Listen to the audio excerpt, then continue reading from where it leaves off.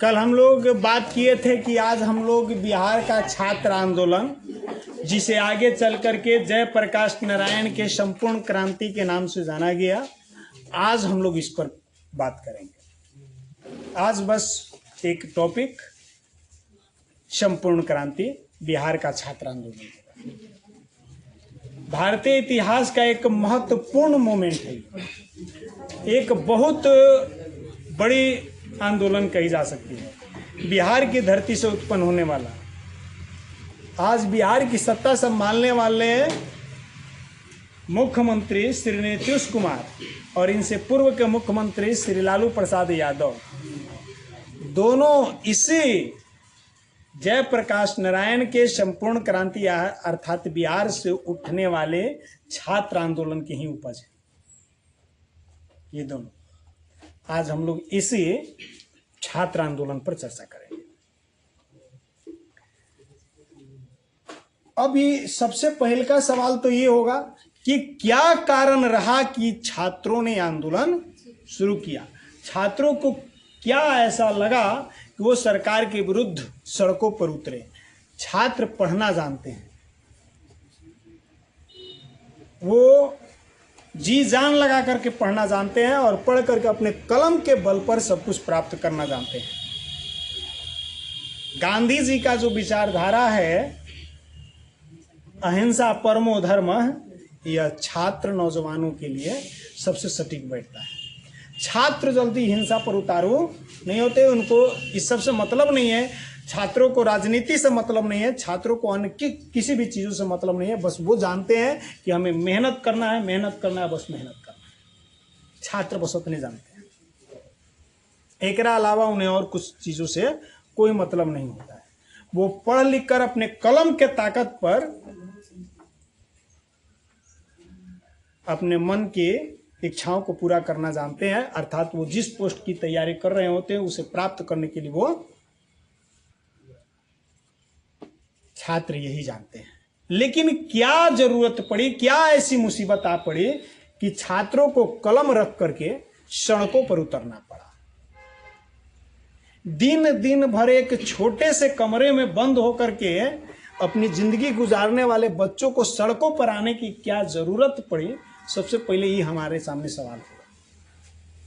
यूं ही तो आंदोलन कोई खड़ी नहीं हो जाती है। आंदोलन खड़ा होने का कोई वजह होता है, कोई वाजिब कारण होता है। तो बिहार में होने वाले इस छात्र आंदोलन का भी कोई ना कोई वाजिब कारण होगा। जैसे आज हम देखते हैं कि विगत 7-8 महीनों से छात्र मुख्यमंत्री श्री नीतीश कुमार और एनडीए समर्थित सरकार के विरुद्ध पटना के सड़कों पर आंदोलन कर रहे हैं। 2-3 महीने तक लगातार बीपीएससी 70वें के विद्यार्थियों द्वारा प्रोटेस्ट किया गया, आंदोलन किया गया। सरकार ने मनमानी किया, उन बच्चों की बातों को नहीं सुना, लाठी के बल पर उस आंदोलन को दबा दिया। लेकिन याद रखें, वो वही मुख्यमंत्री हैं जो इसी छात्र आंदोलन की उपज है, और उन्होंने लाठी के बल पर इसी छात्र आंदोलन को दबा दिया। उन्हें ये बात पता होनी चाहिए कि वो भी सड़कों पर उतरे थे। उस समय क्यों उतरे थे? क्या यह किसी पॉलिटिक्स को लेकर के उतरे थे, किसी राजनीतिक पार्टी के तहत उतरे थे, या छात्र अपनी मांगों को लेकर उतरे थे?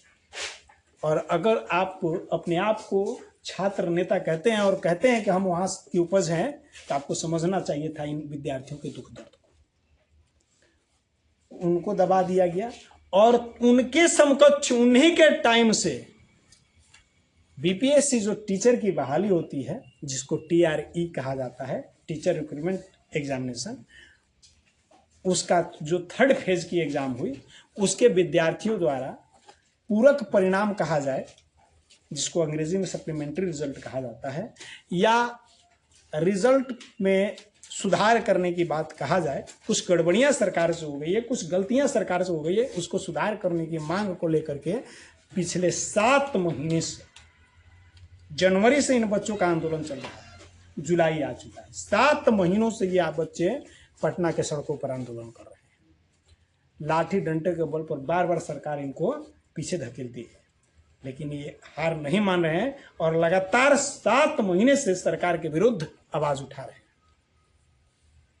सरकार को भी समझनी चाहिए थी, मंत्रियों को समझना चाहिए था, अधिकारियों को समझना चाहिए था कि 7 महीने से जो विद्यार्थी पटना के सड़कों पर उतर रहे हैं, इसके पीछे कुछ लॉजिक जरूर होगा। और बच्चों का मांग तो इतना सिंपल है ना कि कोई नादान व्यक्ति भी समझ सकता है। न जाने क्या नीतीश कुमार के दिमाग में आ गया है या शिक्षा विभाग के दिमाग में आ गया है, शिक्षा विभाग के अधिकारियों के दिमाग में आ गया है, जो अपने आप को कहते हैं कि हम पढ़ लिख करके यूपीएससी पास करके, अब बीपीएससी पास करके इतने बड़े अधिकारी बने हैं। और कहने में तो हमें थोड़ा बहुत तेथी भी नहीं लगता है कि हमें तो लगता है कि ये लोग टेबल के नीचे कुछ करके पास हुए। पढ़ करके पास होने वाला आदमी पढ़ने वाले के दर्द को समझ जाएगा। अगर हम यहाँ हैं तो हम आपके दर्द को समझ सकते हैं, क्योंकि हम भी इस दर्द को सह के यहाँ हैं। और जो इस दर्द को बिना सहे आया है वो कैसे समझेगा किसी के दर्द को। बात यही है। नहीं तो 7 महीने से कोई विद्यार्थी अगर लगातार सड़कों पर है, उसका पीछे कुछ ना वजह होनी चाहिए। और मांग क्या है इन लोगों का? मांग है कि रिजल्ट में सुधार किया जाए या सप्लीमेंट्री रिजल्ट दिया जाए। ये केवल एक ही मांग नहीं है। कह रहा है कि नहीं देना है मत दीजिए, हम लोगों से कह दीजिए कि नहीं देंगे, कोई दिक्कत नहीं। बताइए, ये कोई बड़ी मांग तो नहीं है। कह रहे हैं कि बस एक बात ध्यान रखना है कि ना दे रहे हैं ना तो 2-3 सवाल है कर जवाब दे दीजिए। आपको जिम्मेदारी दी गई है तो आपको अपनी जिम्मेदारी का निर्वहन करना है ना। आप अपनी जिम्मेदारी का निर्वहन कीजिए। आम जनता को आपसे प्रश्न पूछने का अधिकार है और आपका कर्तव्य बनता है, आपकी ड्यूटी है कि आप उनका जवाब दें। आप जवाब दे करके संतुष्ट कीजिए उन विद्यार्थियों को, और आप ऐसा नहीं कर रहे हैं। आज मैंने देखा, इससे पहले मैं देखा अंकेश सर और नवीन सर इन बच्चों के पक्ष में उतरे थे। आज मैं विपिन सर का भी वीडियो देखा, उन्होंने भी समर्थन किया है बच्चों को। समझना चाहिए कि इतने लोग, पढ़े लिखे लोग, इतने बड़े बड़े प्लेटफॉर्म के लोग आखिर सपोर्ट क्यों कर रहा है। आज तक कोनो नेता के पास पर्सनली जब ये बच्चे मिलने जा रहे हैं तो कोई ये कहे नहीं कह देता कि तुम्हारी मांग गलत है। ये लोग को लगता है कि हम गलती मांग करके रहे हैं ना। तो पर्सनली किसी से ये हो नहीं पा रहा है कि गलत कह दे। सब कोई कह रहा है कि ना, मांग तो वाजिब है। जब वाजिब मांग है तो नीतीश कुमार को सुन लेने में और समझ लेने में क्या दिक्कत है। एक बार केवल नहीं कहने के लिए एक अधिकारी को भेजा गया था। देखिए, अधिकारी का नाम जानते थे, ध्यान पर नहीं आ रहा है। उन्होंने आकर के डायरेक्ट हवाला दिया कि इससे पहले वाला में यह मामला पर हाईकोर्ट का आदेश आया कि नहीं देना। बच्चों ने जब सवाल पूछना शुरू किया तो निरुत्तर हुए और उजला गाड़ी लेके भाग गए। अगर आपको लगता है कि गलत है तो आप उन लोगों के प्रश्नों का जवाब दीजिए ना, गलती ठहराइए, उन लोगों को लौट जाएंगे। तो कहिए रहे हैं कि कुछ नहीं करना है, हमारे 2-3 प्रश्नों का उत्तर दे दीजिए। उसके अगले रोज से अगर हम लोग सड़क पर उतर गए तब आप जो करना है करिए, और नहीं अगर हमारे जवाब नहीं दे सकते तो रिजल्ट दीजिए। तो छात्रों की सड़कों पर उतरने का कुछ न कुछ वजह जरूर होता है। तो ऐसा ही कुछ न कुछ वजह तो उस समय भी रही होगी, तभी इतना बड़ा प्रोटेस्ट, इतनी बड़ी आंदोलन हुई थी। और यह बिहार की धरती से, पटना से उठने वाला छात्र आंदोलन पूरे भारत में फैल गया, जिसे संपूर्ण क्रांति के नाम दिया गया। और इस सरकार, यह आंदोलन सरकार को विवश कर दिया था। भले यही हुआ था, जैसे आज नीतीश कुमार इन बच्चों को लाठी के बल पर दबा रहे हैं, इस आंदोलन को भी इंदिरा गांधी जैसे एक मजबूत नेत्री के द्वारा इस आंदोलन को लाठी डंडे के बल पर दबा दिया गया था, इतने बड़े प्रोटेस्ट को। लेकिन इंदिरा गांधी भूल गई थी कि अभी ताकत आपके हाथ में, लेकिन जिस दिन आपका कार्यकाल पूरा होगा उस दिन ताकत उन्हीं लोगों के हाथ में होगा। फिर तो वो अपना जो करना होगा कर भी करेंगे। आज नीतीश कुमार को लगता है पावर उनके हाथ में है, उनके मंत्रियों को। ध्यान रखेंगे, अधिकारियों के बलबूते अगर नीतीश कुमार अपनी सरकार चला रहे हैं तो उन्हें समझना चाहिए इन अधिकारियों को 5 साल बाद किसी के पास वोट मांगने नहीं जाना है। तो मनमानी करेंगे। वोट मांगने आपको जाना है, सभी मंत्रियों को जाना है, शिक्षा मंत्री को जाना है वोट मांगने। उस दिन सारे बच्चे फिर जवाब मांगेंगे और उस दिन आपको बतैबो करेंगे। आने वाला चुनाव इस चीज को एकदम दिखाएगा कि बिहार शुरू से छात्रों का धरती रहा है। एकदम गारंटी है कि सत्ता परिवर्तन ये बच्चे करके रहेंगे। सरकार इन बच्चों की संख्या को नजरअंदाज कर रही है कि 2-4-5 हजार। अरे 2-4-5 हजार मत सोचो, ये जितने बच्चे हैं उतनी परिवार पहले जोड़ो, है कि नहीं है? और उतना परिवार काहे जोड़ते हो? उसके रिलेटेड सब आदमी को जोड़ो। हित नाता सब जुड़ल रहते हैं। हर किसी की इच्छा होता है हमारा हितई में लड़का के नौकरी हो, है कि ना? तो इतनी बड़ी प्रभाव पड़ने वाली है सरकार पर, हर सीट पर प्रभाव पड़ेगा इसका। आप एक वोट को एक मत जोड़िएगा, एक वोट दुगना हुआ, आप में पड़ता, आप में से गया तो एगो कम हो गया। आइए आपके एंटी में जाके गिरेगा तो ओकरा दिन एगो बढ़ गया, तो दूगो के मार्जिन कर दिया कि ना? चलिए, तो हम ये कारण समझने का प्रयास करते हैं कि क्या कारण रही थी कि ये छात्र आंदोलन हुआ था। और इस कारण को समझने के लिए हम शुरुआत करते हैं 1971 के आम चुनाव से, जिस चुनाव की कल चर्चा हमने किया था कि इंदिरा गांधी अपनी पार्टी को पुनर्जीवित किया था और सरकार बनाई थी।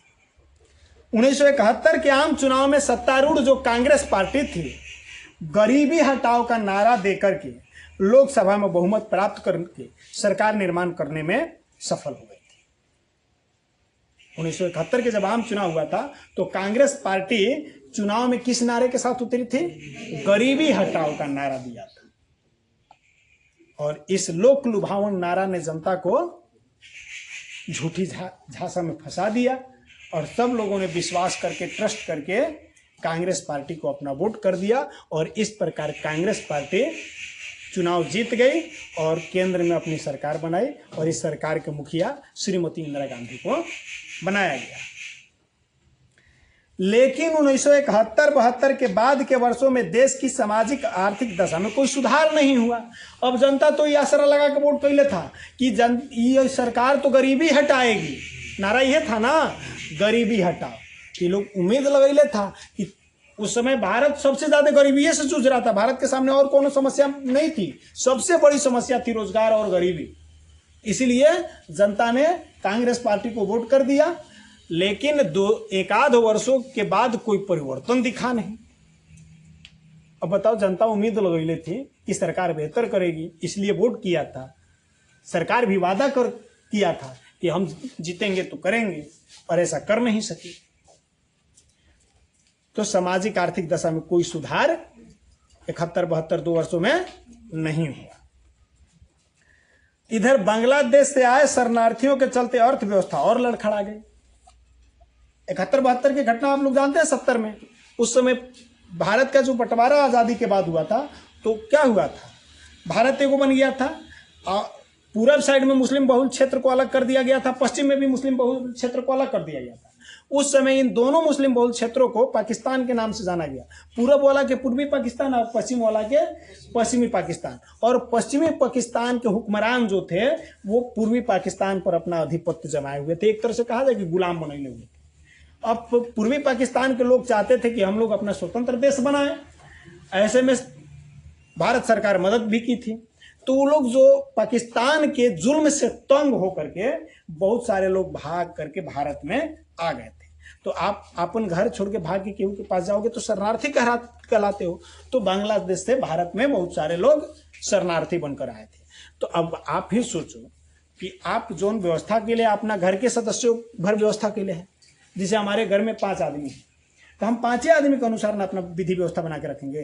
अब वो हमें 2-4 आदमी और बेसी आ जाए, 1-8 महीना रह जाए, तो हमारे विधि व्यवस्था पर प्रभाव पड़ेगा कि ना। अब खाने के लिए उतने व्यवस्था होगा, रहने के लिए, सोने के लिए सब व्यवस्था गड़बड़ाने लगेगा। तो इसी तरह जब बांग्लादेशी शरणार्थी भारत में आए, तो भारत तो पहले ही से लड़खड़ाया हुआ था। हमारी अर्थव्यवस्था कमजोर हो गई थी अंग्रेजों के लूटने के कारण, तो भारत में तो गरीबी पहले ही से था, और शरणार्थियों के आ जाने से हमारी अर्थव्यवस्था और चरमराई। अब सरकार कुछ कर ही नहीं पा रही थी। अंतर्राष्ट्रीय स्तर पर भी बांग्लादेश की स्थापना के बाद संयुक्त राज्य अमेरिका ने भारत को हर तरह की सहायता पर पाबंदी लगा दिया। अब क्या हुआ, चलो उम्मीद लगाया आदमी कि बांग्लादेश में दिक्कत है तो ये लोग हमारा भी आ गया है शरणार्थी बन के, ये लोग के सब ठीक हो जाएगा, अपन लौट जाएगा, ये ना। तो इस दौरान हमने कभी आप लोगों को बतैबो किया है कि 1971 में तत्कालिक सरकार ने मुक्ति वाहिनी सेना का गठन किया, और ये मुक्ति वाहिनी सेना पूर्वी पाकिस्तान को स्वतंत्र कराने के लिए जाके लड़ी, और दिसंबर 1971 में बांग्लादेश आजाद हो गया। जब बांग्लादेश आजाद हो गया तो अब बांग्लादेश की स्थापना, जो पूर्वी पाकिस्तान के नाम से जाना जाता था, अब उसका नाम क्या रखा गया, बांग्लादेश। पूर्वी पाकिस्तान को अब बांग्लादेश के नाम से जाना गया, वह स्वतंत्र देश बन गया। तो बांग्लादेश की स्थापना हुई, तो बांग्लादेश की स्थापना कराने के लिए भारतीय सेना को किससे लड़ना पड़ा, पाकिस्तान से लड़ना पड़ा। और पाकिस्तान पूंजीवाद के शरण में चला गया था, अमेरिका समर्थित था, तो अमेरिका के शरण में था, तो पाकिस्तान की मदद अमेरिका कर रहा था, और ऐसे में आप पाकिस्तान को नुकसान पहुंचा दिए, तो अमेरिका भी आपसे रुष्ट हो गया। और अमेरिका रुष्ट होकर के आप जो है ना कि हर तरह के सहायता पर पाबंदी लगा दी कि हम भारत को कोनो तरह की सहायता नहीं करें। तो जो एक मददों मिल रही थी वो मददों बंद हो गया, और दिक्कत हो गया ना। तो इस तरह से भारतीय स्थिति और लाचार हो गई। अंतर्राष्ट्रीय बाजार में तेल की कीमतों में अप्रत्याशित वृद्धि ने भारत की आर्थिक स्थिति को असंतुलित कर दिया। अब अंतर्राष्ट्रीय मार्केट में इधर तेल का कीमत बढ़ने लगा, और तेल की कीमत भारत में सबसे ज्यादा प्रभाव डालता है, क्योंकि भारत को के पास अपना तेल तो था नहीं, थोड़ा बहुत हइयो है अभी तो इस कारण से हमको सारा तेल अंतर्राष्ट्रीय बाजार से खरीदना पड़ता है। अब तेले से तो सब कुछ तय होना है। जैसे हम लोग पानी के बोतल हम लोग खरीदते हैं मार्केट से, तो कितना मिलता है 1 लीटर का? साधारण अगर पानी जो मिलता है 15 रुपये में मिलता है, 15 रुपये उसका दाम है। अगर आप 20 रुपया देते हैं तो अलग बात है, आप गलत करते हैं। 15 रुपये उसका दाम है। हाँ, हो सकता है कि आप वैसे लेंगे तो देना पड़ सकता है, मान लेते हैं। तो 15 रुपये मिलता है। आप कभी घूमने के लिए बद्रीनाथ चले जाइए या केदारनाथ चले जाइए, और केदारनाथ पहाड़ के ऊंचाई पर वही पानी की बोतल खरीद करके देखिए, आपको कम से कम 100+ रुपए में मिलेंगे। ये 15 रुपया वाला बोतल एकदम सेम टू सेम यही बोतल क्यों वहां मिलेगा आपको 100+ रुपये में? काहे मिलेगा?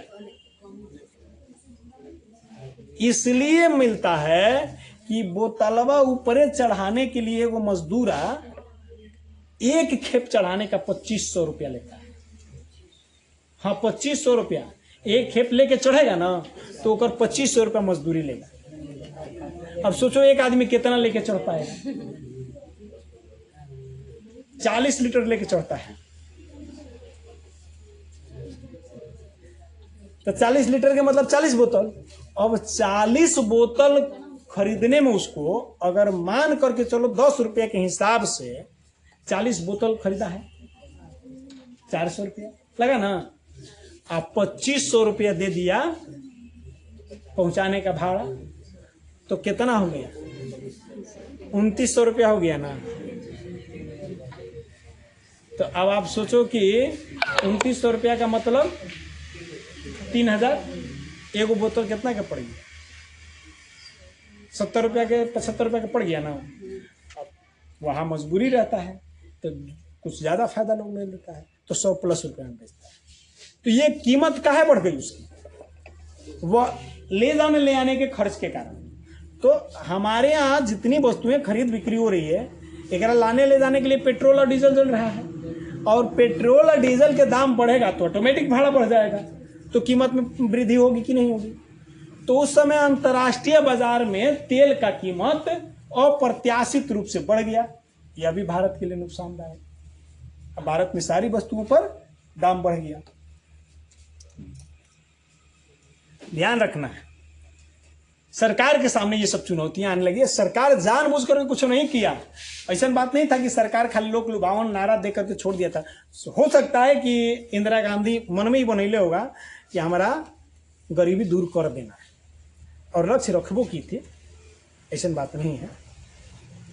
लेकिन उनके सामने देखो चुनौतियां आती जा रही हैं ना। कभी कभी ऐसा होता है, बढ़िया आदमी भी चुनौतियों और परिस्थितियों के कारण बुरा बन जाता है। बुरा आदमी वो है नहीं, परिस्थितियां उसको बुरा बना देती है।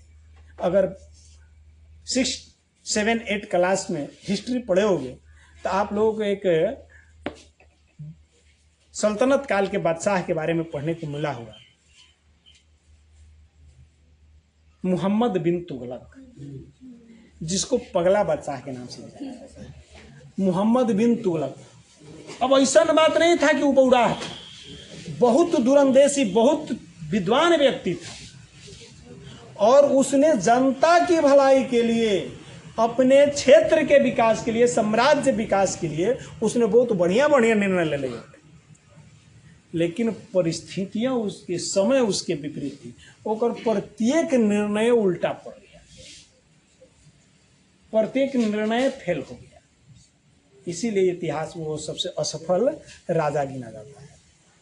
गलती उसकी नहीं थी, बहुत बढ़िया बात सोच किया था। लेकिन उसी तरह हो सकता है कि इंदिरा गांधी चाहती होगी कि मैं गरीबी को दूर करने का प्रयास करूं, और गरीब सब सरकार के सामने ये सबसे बड़ी चुनौती रहती थी। लेकिन यहां देख रहे हैं कि परिस्थितियां विपरीत होती जा रही हैं। साल 2 साल में कुछ सुधार नहीं हुआ, शरणार्थी के आ जाने से प्रभाव बिगड़ गया। अब उन्हीं आप झुरा गए। अब शरणार्थी के साथ साथ क्या हो गया, अमेरिका आपसे रुष्ट हो गया, अमेरिका से मिलने वाला मदद आपका छूट गया, आप कुछ नहीं कर पा रहे हैं। और इधर क्या हुआ, अंतर्राष्ट्रीय मार्केट में तेल की दाम बढ़ गई। तो इस तरह से ये सारी चीजें सरकार के बीच अड़चन खड़ा कर दिया। और इतने से काम नहीं चला, उतने में 72-73 में मानसून भी असफल हो गया। मानसून असफल हो गया, बारिशें नहीं हुआ। अब बारिश नहीं तो देश में सुखाड़ पड़ गया, अब भोजन के लिए भी आफत पड़ गई। कुछ होके दोस्तों हम सरकारें को देते हैं ना। हम जा रहे हैं रोड पर, ठेस लग गया तो सरकारें को पूछेंगे कैसन रोड बनवा दे। ये नहीं कहेंगे कि हम देखने में मिस्टेक करके ठेस लगा लिए ना। साइकिल तो लोग चलाता है, गिर जाता है तो सरकारें के दोष देता है। वो सरकार साइकिल बना दे, ना रहता तो हम लोग ना। कुछ होता है तो आदमी सरकारें के दोष देता है। दोष देता है कि ना देता है? अभी देखो मोबाइल खूब बच्चा लोग देखता है, गार्जियन तंग आगे कहता है वो सरकार मोबाइल काहे के चला दे, कह देता है कि ना। सुन ले कि ना, तू लोग गान बहुत सुन ले। तो हम हर दोष सरकार को देना जानते हैं। यहाँ मानसून असफल हो गया, सुखाड़ पड़ गया, अब जनता भूख से मरने लगी, इसका भी दोष सरकारें को जाएगा।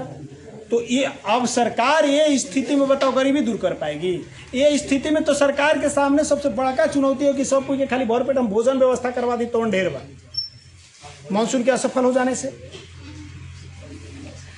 तो इस सब का परिणाम हुआ कि पूरे देश में एकदम असंतोष का माहौल बन गया, और पूरा देश एकदम सरकार के विरुद्ध हो गई।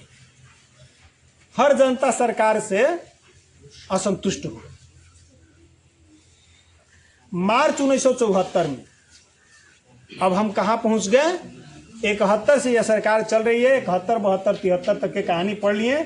74 मार्च 1974 में प्रदेश में बेरोजगारी और भ्रष्टाचार एवं खाद्यान्न की कमी और कीमतों में हुई अप्रत्याशित वृद्धि के चलते बिहार के छात्रों ने सरकार के विरुद्ध आंदोलन छेड़ दिया। जब तक बेरोजगारी नहीं आएगी तब तक छात्र अपने कमरे को छोड़ते नहीं हैं, और कमरा छोड़ने के लिए मजबूर तभी होते हैं जब उनके सामने बेरोजगारी दिखाई देती है। जैसे वर्तमान सरकार हमारी है, 5 साल में को बहाली नहीं करेगी। देखो, लगेगा कुछ लोग अगर वर्तमान सरकार के पक्षधर होंगे तो, और मैं डंके की चोट पर यह बात कहता हूं कि जब भी बीजेपी की सरकार आती है, सबसे ज्यादा अगर दिक्कत होता है तो बिहार के नौजवान, भारत के नौजवानों को दिक्कत होता है। कोई बहाली नहीं आएगी। ये सरकारी नौकरी विरोधी है। ये सरकार नौजुवक विरोधी है। बाकी सब कुछ इस सरकार का हमको बहुत अच्छा लगता है। विदेश नीति अच्छी है, आप इंटरनेशनल दृष्टिकोण से भारत का महत्व बढ़ा दिए हैं। ये बहुत बड़ी बात है। आपने बहुत बढ़िया व्यवस्था किया है, ये भी बहुत बढ़िया बात है। आपने राम मंदिर बनवा दिया, ये भी बहुत बढ़िया काम है। आपने धारा 370 हटा दिया, ये काम सही किया है। आपने कश्मीर को आज़ाद करा दिया, ये सही काम है। लेकिन एक तरह से सब कुछ के पेट नहीं भर जाएगा। पेट भरने के लिए रोजगार जरूरी है, और आप रोजगार खा जाते हैं। मिलने वाली रोजगार को छीन लेती है सरकार। ऐसा सरकार है। तुमको आज नियुक्ति पत्र मिलने वाला होगा, कोनो दूसर सरकार होगी, आई सरकार आ जाएगी ना, तो सबसे पहले क्या बात करेगा, ये कैंसिल करो, नियुक्ति पत्र नहीं दिया जाएगा। ये सरकार ऐसी है।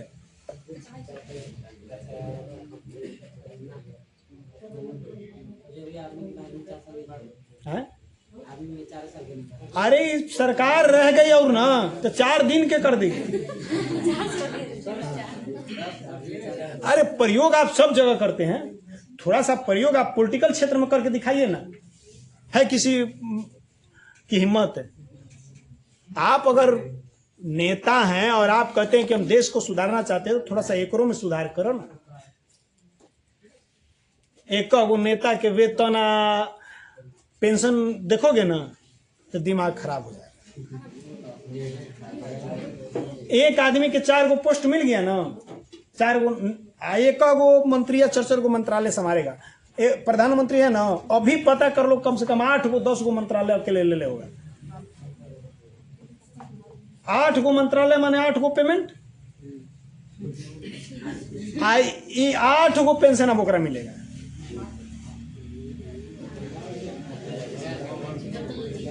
हाँ, अब बाकी सब घरों से आप पेंशन हटा रहे हैं। तो सरकार आम जनता के लिए काम नहीं करती है। ये आम जनता के बारे में कभी सोचती भी नहीं है।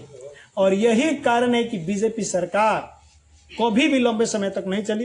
अब थोड़ा कुछ पढ़े लिखे मूर्ख लोग हो गए हैं, उनके चलते ही सरकार इतना लंबा चल रही है, ना तो सरकार इतना लंबा नहीं चलती थी। ये सरकार हमेशा जनता विरोधी रही है। ओबीसी एक्ट को लागू नहीं होने दे रही थी यही सरकार। ये तो कांग्रेस सरकार है कि लागू हुआ, आज ओबीसी के बच्चे कुछ आगे बढ़ रहे हैं। नहीं तो ये सरकार वही है कि राजा का बेटा राजा बनेगा, ये इतने जानती है।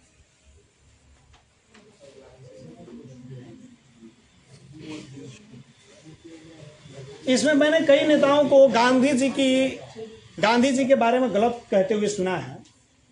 मैं उन नेताओं की बात करता हूं जो इस सरकार समर्थित नेता हैं और जो गांधी जी पर उंगली उठा देते हैं। कभी अपना से बड़ कोनो मंत्री के सामने खड़ा होकर 2 बात बतिया लो ना, है हिम्मत? नहीं बतिया पाएगा। उतना बड़ पावर में है तब, उतना सुरक्षा मिलल है तब आप गांधी जी की बात करने चले हैं, जो जिनको कुछ नहीं था, कभी एगो छुरी लेके नहीं घूमे थे, एक छोटा सा डंडा लेकर घूमने वाला व्यक्ति और अंग्रेजी ब्रिटिश हुकूमत को अकेले झुका देते थे, उस व्यक्ति की आप शिकायत करने चले हैं। यही से ना बुझाता है कि मानसिकता क्या रखे हुए हैं आप। अभी हमारे दुर्भाग्य है कि हमारे मुख्यमंत्री श्री सम्राट, नहीं उप मुख्यमंत्री की बात कर रहा हूँ, सम्राट चौधरी, हमारा तो इनका से खराब नेता कौन लोग में नहीं करता था। इनका से वो थे, वो तो बेचारे चले गए, सुशील कुमार मोदी। हाँ, मैंने वो उससे मैंने आज तक मैं जितना नेता देखा उतना खराब नेता कोई के देख ही ना रही। ये आज तक कहियो ही कभी डिबेट में कहबे नहीं किए, कभी मीडिया के सामने कभी ऐसा बयान देवे ना किए कि हमू कुछ कोई चाहते हैं, कभी ना। सामने आएंगे ना तो बस ये कहेंगे हई हैसन है, हई वैसन। अरे आप क्या है ये बताओ ना लोगों को।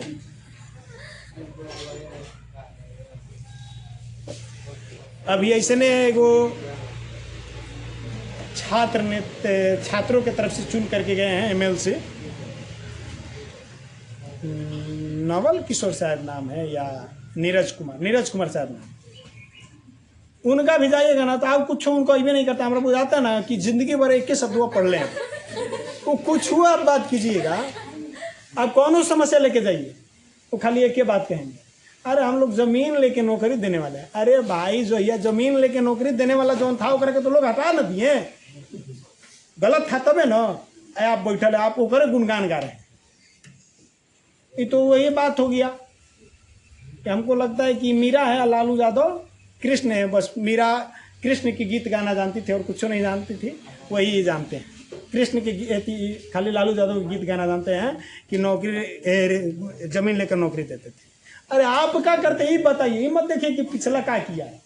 आपको कुछ उम्मीद लेकर ना जनता चुनती है। चलिए, तो यही हुआ जब बेरोजगारी आ गई और गरीबी तो थी ही, तो पूरा भारत में असंतुष्ट थी जनता, सरकार से एकदम असंतुष्ट हो गई। तो किन किन मुद्दों को लेकर के ध्यान रखिएगा, क्या है कि आज मार्कर नहीं है, लिख नहीं रहा हूं, इसका शॉर्ट नोट्स आप अपने से बना लीजिएगा और ज्यादा चीजें बनानी नहीं है। बस ये जो मुद्दा था, कौना मुद्दा को लेकर छात्र लोग आंदोलन किए थे, तो एक बार फिर से बता देता हूं। मार्च 1974 ईस्वी में बेरोजगारी, भ्रष्टाचार एवं खाद्यान्न की कमी और कीमतों में अप्रत्याशित वृद्धि, इन 4 समस्याओं को लेकर के बिहार के छात्रों ने सरकार के विरुद्ध आंदोलन शुरू कर दिया, आंदोलन छेड़ दिया। छात्र आंदोलन शुरू किए बिहार के इन 4 मुद्दों को लेकर। एक बेरोजगारी थी, दूसरा भ्रष्टाचार था, तीसरा खाद्यान्न की कमी और चौथा कीमतों की अप्रत्याशित वृद्धि। इन 4 समस्याओं को लेकर के आज छात्र लोग आंदोलन, यानी 1974 में यह आंदोलन की शुरुआत हो रहा है। ध्यान रखेंगे, छात्र आंदोलन की शुरुआत बिहार में कब हुआ? मार्च 1900। किन किन कारणों से? तो बेरोजगारी, भ्रष्टाचार, खाद्यान्न की कमी और कीमत में वृद्धि, इन 4 समस्याओं को लेकर के छात्र सड़कों पर उतर गए। बिहार के छात्रों ने अपने आंदोलन की अगुवाई के लिए जयप्रकाश नारायण को आमंत्रित किया। अब देखो, कोई भी आंदोलन जब होता है तो आंदोलन कितना सफल रहेगा, कितना मजबूत रहेगा, एक खातिर जरूरी है कि ओकर लीडर कैसन है, ओकर नेतृत्व करता कैसन है। कौनो संगठन तब ही सफल होता है जब उसके कप्तान अच्छे होते हैं। कोई टीम ज्यादा सफल कब होती है? जब कैप्टन अच्छे। तो उसी तरह कोई भी आंदोलन की सफलता इस बात पर निर्भर करती है कि उसके नेता कितने अनुभवी हैं। तो इसीलिए सभी बच्चों ने इस आंदोलन के नेतृत्व करने के लिए आमंत्रित किया उस समय के सबसे बड़े राजनीतिज्ञ और सबसे बड़े नेता लोकनायक जयप्रकाश नारायण। अगर गांधी जी के बाद भारतीय इतिहास में किसी व्यक्ति को इतनी प्रतिष्ठा प्राप्त हुई है, वो जयप्रकाश नारायण है। गांधी जी के आदर्शों पर चलने वाले, सत्ता के लालच नहीं करने वाले। बाकी सब तो सत्ता के लालची थे। तो बच्चों ने इनको अपने आंदोलन में आमंत्रित किया। ऐसे इस आंदोलन की पूरी भूमिका पढ़ेंगे तो बहुत कुछ है कि जैसे छात्र लोग जब आंदोलन की अगुवाई करने के लिए जयप्रकाश नारायण के पास पहुंचे, उनसे विनम्र विनती किया, आग्रह किया कि आप हम लोग लीडिंग कीजिए। इन्होंने शर्त रखा कि मैं इस आंदोलन का नेतृत्व कुछ शर्तों पर करूंगा। शर्त क्या रखा? पहला, कि यह आंदोलन केवल बिहार तक सीमित नहीं रहेगा, मैं पूरे भारत का हूं, भारत को जोड़ा जाए। दूसरा शर्त, यह आंदोलन केवल छात्रों की नहीं रहेगी, जरूरत पड़ने पर इसमें किसान आदि लोग भी आ सकते हैं, सभी गरीब लोग आ सकते हैं।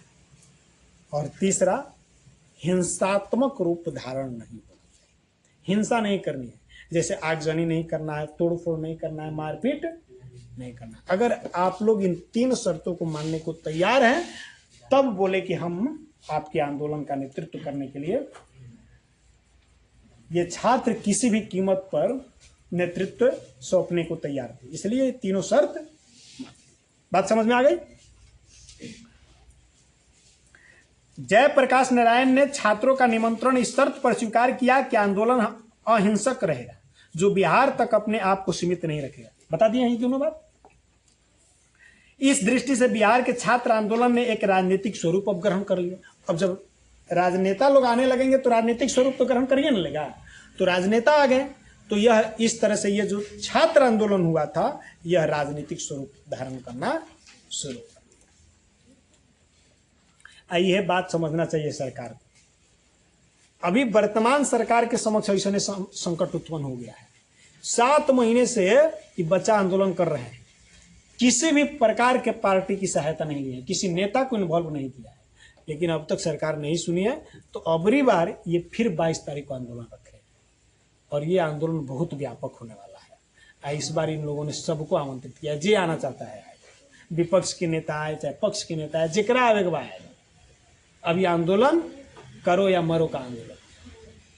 हाँ, अगर लाठी बल पर, प्रशासन के बल पर बच्चों को तोड़ने का प्रयास सरकार करेगी, तो ये जेल भरो आंदोलन के लिए भी तैयार है। किले चलिए, जितना आदमी के पकड़ के लिए चलेगा, हम लोग चलने को तैयार है।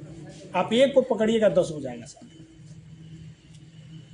और अगर आप मारना चाहते तो मारिए, बच्चे भागेंगे नहीं।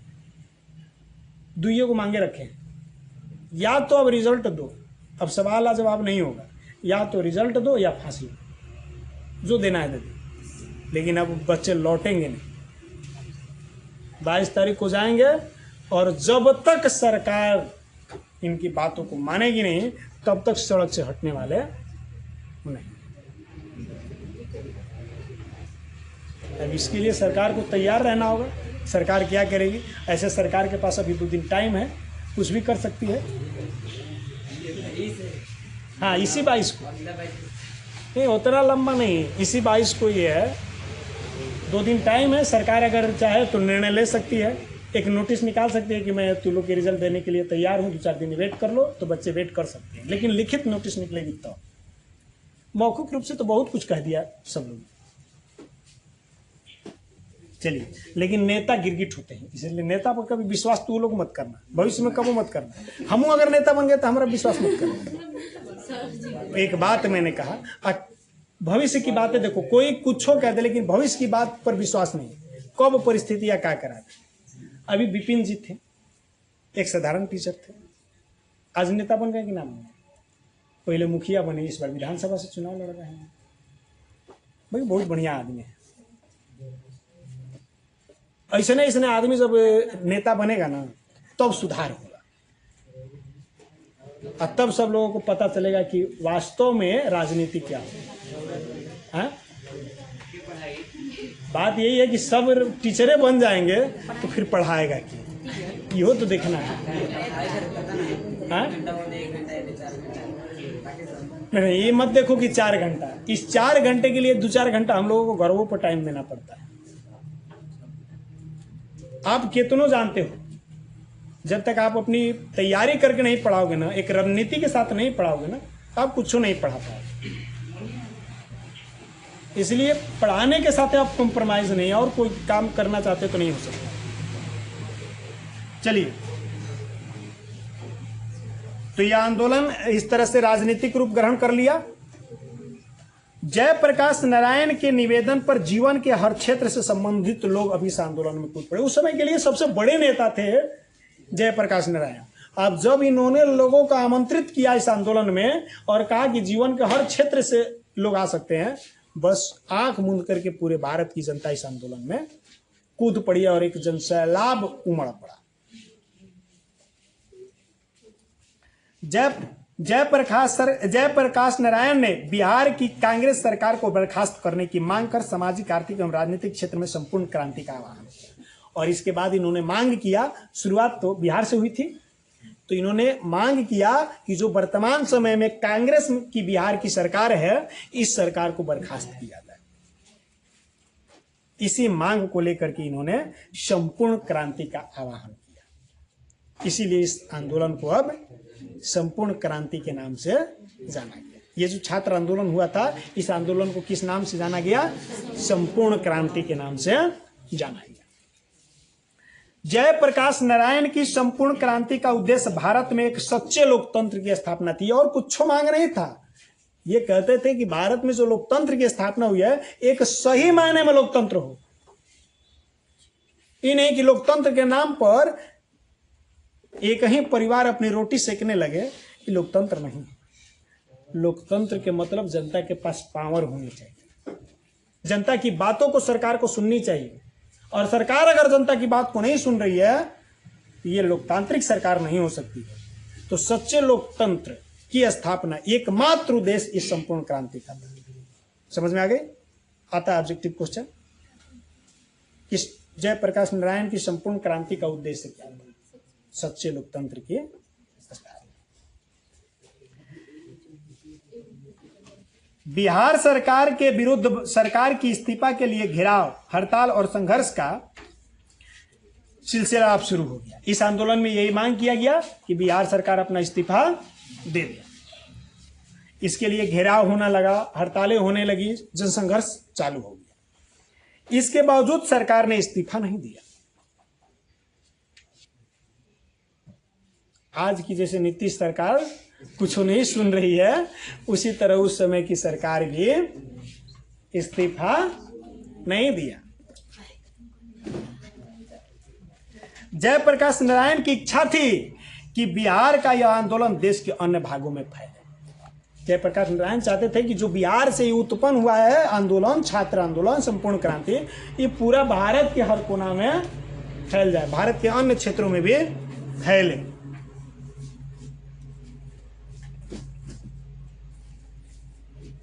उल्लेखनीय है कि जब बिहार में जयप्रकाश नारायण के नेतृत्व में आंदोलन चल रहे थे, उसी समय रेलवे कर्मचारियों ने केंद्रीय सरकार के विरुद्ध एक राष्ट्रव्यापी हड़ताल का आह्वान कर दिया। अब देखो, परिस्थितियां जब बनती है तो साथ साथ बनने लगती है। जैसे हम लोगों ने देखा कि तत्कालिक सरकार के विरुद्ध परिस्थितियां किस तरह से गंभीर होती गई और सरकार चाहिए वो कुछ नहीं कर सकती थी, इसीलिए ऐसी विषम परिस्थितियां उत्पन्न हुई। वैसे ही अभी आंदोलन चल रहा था तो आंदोलन की परिस्थितियां उत्पन्न होने लगी। अब जयप्रकाश नारायण चाहते थे कि भारत में फैले, तब तक परिस्थिति क्या हुआ? केंद्र सरकार के विरुद्ध रेलवे कर्मचारियों ने हड़ताल शुरू कर दी। ये अखिल भारतीय स्तर पर रेलवे कर्मचारी का हड़ताल था। केकरा खिलाफ था? केंद्र सरकार के खिलाफ। जयप्रकाश नारायण के नेतृत्व में आंदोलन चल रहा था, अभी सब रेलवे कर्मचारी आके मिल गया, तो धीरे धीरे व्यापक तौर पर फैलने लगा कि ना भारत में। उस हड़ताल का व्यापक प्रभाव पड़ा। जयप्रकाश नारायण ने 1975 में दिल्ली में आयोजित संसद मार्च का नेतृत्व कर दिया, और तब जयप्रकाश नारायण ने क्या किया? 1975 ईस्वी में संसद मार्च का आयोजन किया। ना समझ में आया? यानी लोगों को दिल्ली घेराव करने का आह्वान किया कि सब कोई कहाँ चले, और इन्होंने दिल्ली चलो का नारा दिया। ठीक ना? राजधानी दिल्ली में अब तक इतनी बड़ी रैली का आयोजन कभी नहीं हुआ, और जितनी बड़ी रैली जयप्रकाश नारायण ने दिल्ली में आयोजित करवा दिया, इतनी बड़ी रैली अब तक भारत की राजधानी दिल्ली में कभी नहीं हुई थी। इस प्रकार गुजरात और बिहार दोनों राज्यों के आंदोलन को कांग्रेस विरोधी आंदोलन माना गया, और गुजरातों में आंदोलन हो गया था, यानी बिहारों में। इस आंदोलन को, गुजरात और बिहार की इस आंदोलन को कांग्रेस विरोधी आंदोलन माना गया।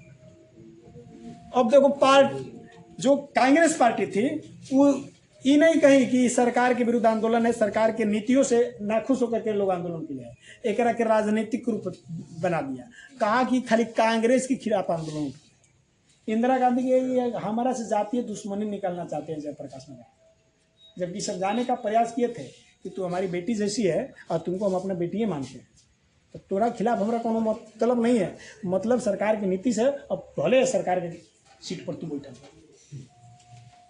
वो गरीब बेटी या कुछ नहीं सकता है। बात यही होती है। गांधी जी ने भी यही बात कहा था पंडित जवाहरलाल नेहरू से कि हमारे के सीट देने की कोशिश मत करो, लेकिन याद रखना अंग्रेजों को मैं मनमानी नहीं करने दिया, तुम भी मनमानी करने का प्रयास मत करना, नहीं तो तुमको भी मनमानी करने नहीं दूंगा। वो गरीब भुला जाऊंगा कि तू हमारा अनुयायी है। क्या हुआ भगवान जाने की, क्या कर लिया, गांधी जी को गोली मरवा दिया गया। हम तो यही जानते हैं, इसमें सरकार का कुछ न कुछ हाथ जरूर होगा, क्योंकि गांधी जी कह दिए थे कि मैं किसी को मनमानी करने नहीं दूंगा, और सब राजनेता लोग जानता था कि अब मनमानी तो हम लोग को करना है। ये लोग जानता था कि गांधी के मतलब क्या होता है। जब अंग्रेज को खदेड़ दिया तो हम लोग कौना खेती मिली, और वही हाल जयप्रकाश नारायण की थी।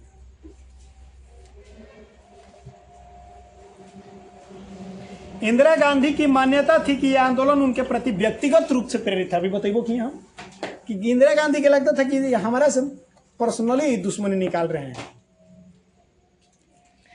12 जून 1975 को इलाहाबाद उच्च न्यायालय ने एक ऐतिहासिक निर्णय देकर इंदिरा गांधी के निर्वाचन को अवैधानिक घोषित कर दिया। आने केस हो गया था, इंदिरा गांधी के चुनाव पर केस हो गया था कि गलती से जीत रही, वोट एने ओने भैया होता है ये सब।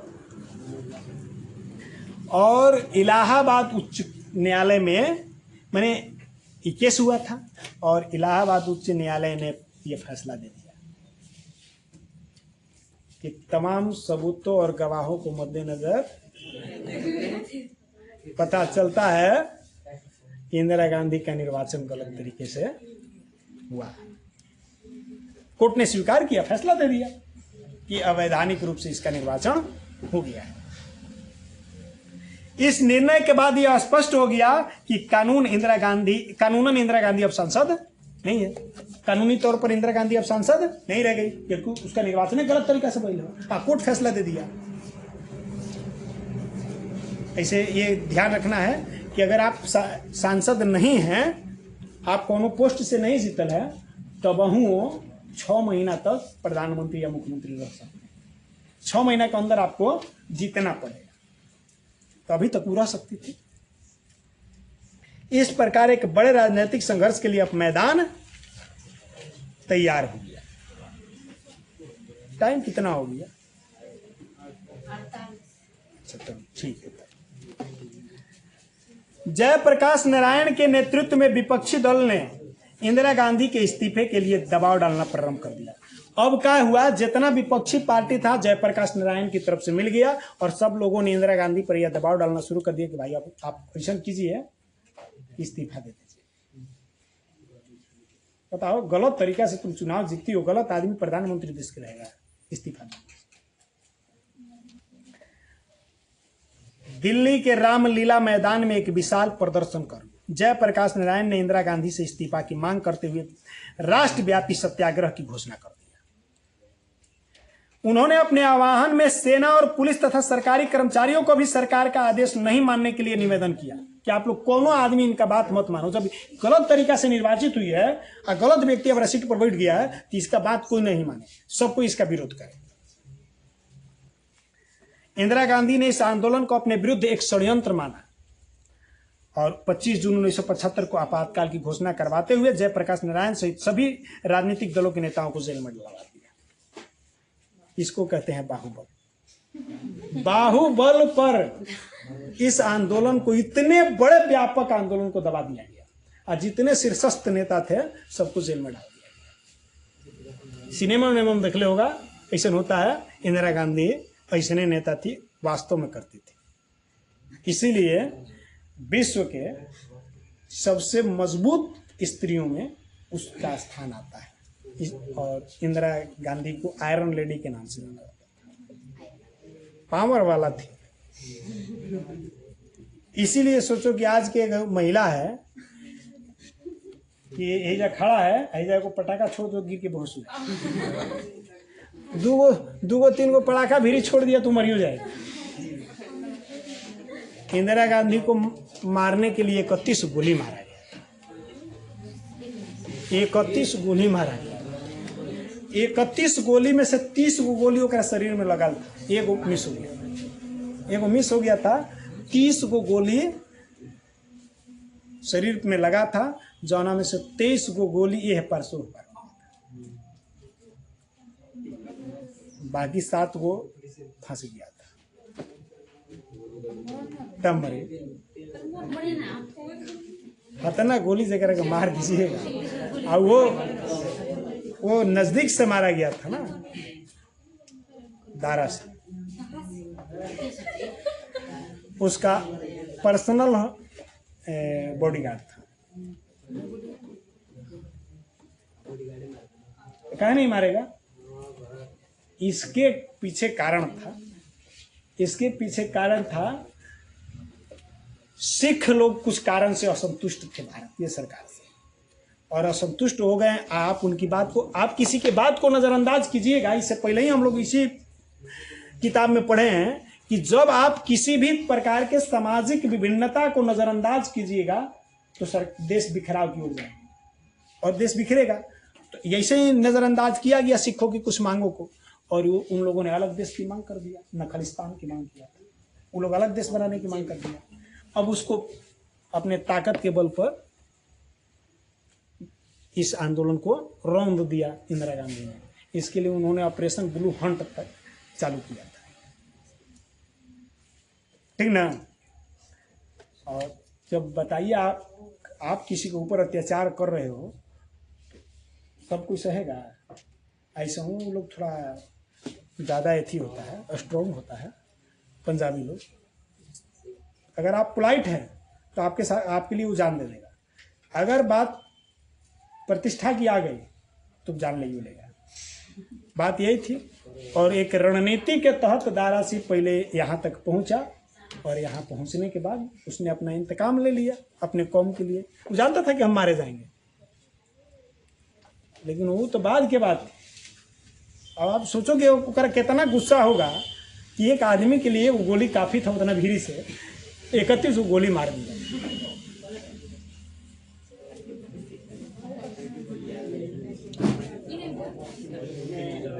चलिए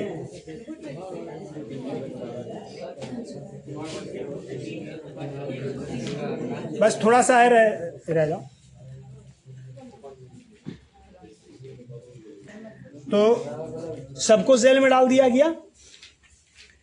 सरकार ने निवारक नजरबंदी का भी बड़े पैमाने पर दुरुपयोग करना शुरू कर दिया। ये वो कानून है निवारक नजरबंदी, शक के आधार पर इसमें लोगों को नजरबंद किया जा सकता है, गिरफ्तार किया जा सकता है। निवारक नजरबंदी अधिनियम के अंतर्गत राजनीतिक कार्यकर्ता अपनी को गिरफ्तारियों की चुनौती न्यायालय में नहीं दे सकते। आज जिक्र के ये देखो, निवारक नजरबंदी में क्या होता है, ऐसे हम लोग गिरफ्तार होते हैं ना, हम लोगों को पुलिस पकड़ के ले जाती है, तो इसके लिए आप न्यायालय में जाते हैं, चार्जशीट लगता है, आप न्यायालय में अपना प्रमाण देते हैं कि भाई हम गलत नहीं है, सही है, ये सब बात होता है ना, बेल आपको मिल जाता है कि चुनाव थी आपका केस लड़ने के लिए। निवारक नजरबंदी के अंतर्गत जब आपको पुलिस पकड़ेगी तो आप 3 महीना कुछ नहीं कर सकते, बेलो नहीं करवा सकते। 3 महीना पहले आपको जेल में रहना पड़ेगा आराम से, उसके बाद कोनो प्रक्रिया शुरू होगा। इसी कानून का व्यापक पैमाने पर दुरुपयोग उस वर्तमान सरकार ने किया। आज जितना बड़ा बड़ा नेता था सबको निवारक नजरबंदी के तहत गिरफ्तार कर लिया। अब वो लोग कोर्टों में नहीं जा सकता था, आंदोलन तब गया। इस आंदोलन में कोनो परिणाम नहीं मिला, असफल हो गया। बाद के समय में इसका परिणाम देखने को मिला। आज इतने रहने देते हैं, कल ये आंदोलन खत्म।